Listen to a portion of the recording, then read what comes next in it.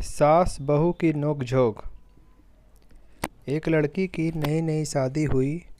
वह अपने नए घर मतलब ससुराल में जैसे ही प्रवेश की उसे कुछ भी अच्छा नहीं लग रहा था, क्योंकि उसकी सास हमेशा उसे हर बात में टोकती थी और कुछ न कुछ उसके विरुद्ध में बोलते रहती थी। उसे अपने पिता का घर याद आने लगा। हर पिता के समान उनका पिता भी उससे बहुत प्रेम करता था। बचपन से जवानी तक पिता ने अपनी बेटी की सारी ज़रूरतों को पूरा किया था और बहुत लाडों से अपनी बेटी को पाला था। यह नई नवेली दुल्हन अपनी सास के इस रूखे व्यवहार के कारण परेशान हो गई और कई बार तो उसने अपनी सास को खरी खोटी सुना देती थी, जिसके कारण घर में बड़ी ही असमंजस की परिस्थिति हो गई।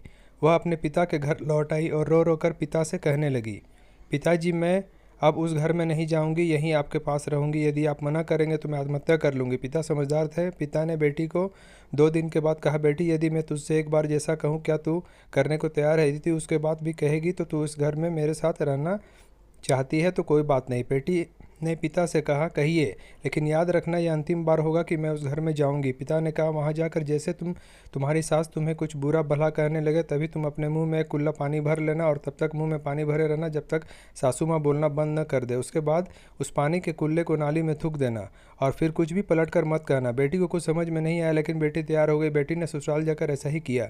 जब भी सासू माँ कुछ कहना शुरू करती तुरंत बहू मुंह में पानी भर लेती और बहुत देर तक भरी रहती। धीरे कुछ ही दिन में सासू माँ का व्यवहार इस बहू के प्रति नर्म हो गया। वो सोचने लगी, कितनी अच्छी बहू है, पलट कर कोई जवाब नहीं देती और गुस्सा भी नहीं होती।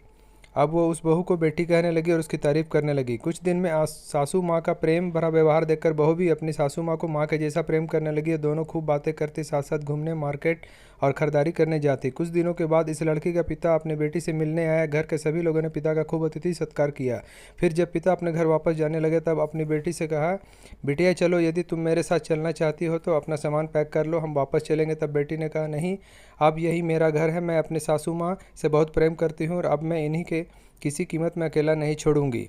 यही मेरी माँ है। पिताजी अपनी बेटी की इन बातों को सुनकर और सास बहू का अटूट प्रेम देखकर बहुत खुश हुए और बेटी को बहुत आशीष देकर खुशी खुशी घर लौट आए। आप सभी को हमारी कहानी पसंद हो आएगी तो हम